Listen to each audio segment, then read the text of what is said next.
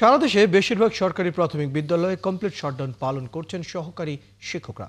মঙ্গলবার রাতে এক বিবৃতিতে এই কর্মসূচির ঘোষণা করে আন্দোলনরত শিক্ষকদের সংগঠন প্রাথমিক শিক্ষক দাবি বাস্তবায়ন পরিষদ। সরকারি প্রাথমিক বিদ্যালয়ে সহকারী শিক্ষকদের ৩ দফা দাবিতে আন্দোলনের ২২ দিন পর তারা এই কর্মসূচি দিলেন। সহকর্মীদের তথ্য ও ছবিতে প্রতিবেদন।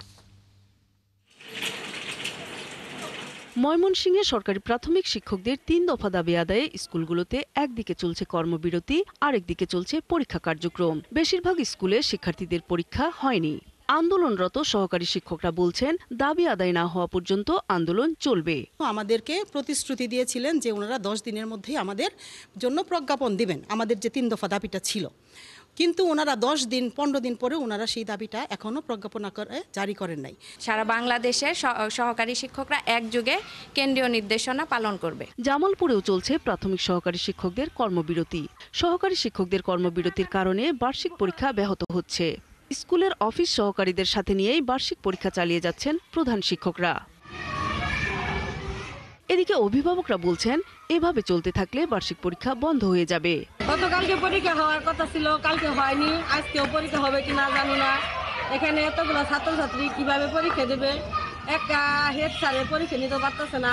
পটুয়াখালীর শহর এলাকার স্কুলগুলোতে পরীক্ষা নেওয়া হলেও কক্ষে ছিলেন না সহকারী শিক্ষকরা। এদিকে ৩ দফা দাবি বাস্তবায়নের দাবিতে পটুয়াখালীর কলাপাড়ার ১৭১টি সরকারি প্রাথমিক বিদ্যালয়ে বার্ষিক পরীক্ষা বর্জন করে সহকারী শিক্ষকদের কর্মবিরতি চলছে।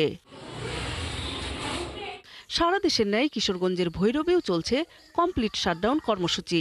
উপজেলার ৯১টি শিক্ষা প্রতিষ্ঠানের মধ্যে প্রায় ৮৫টি স্কুলে এই কর্মসূচি পালিত হচ্ছে। শিক্ষার্থীরা পরীক্ষা দিতে স্কুলে এসেও ফিরে যাচ্ছে। সারা দেশের মতো নেত্রকোনায় ১৩১৪টি সরকারি প্রাথমিক বিদ্যালয়ের সহকারী শিক্ষকদের পরীক্ষা বর্জন সহ কর্মবিরতি চলছে। বেশ কিছু বিদ্যালয়ে পিয়ন ও দপ্তরের সহযোগিতায় বার্ষিক পরীক্ষা নিচ্ছেন প্রধান শিক্ষকরা। সহকারী শিক্ষকরা বিদ্যালয়ে উপস্থিত থাকলেও তারা ক্লাসে যাচ্ছেন না। নূর তাজমিন নীর, ৭১।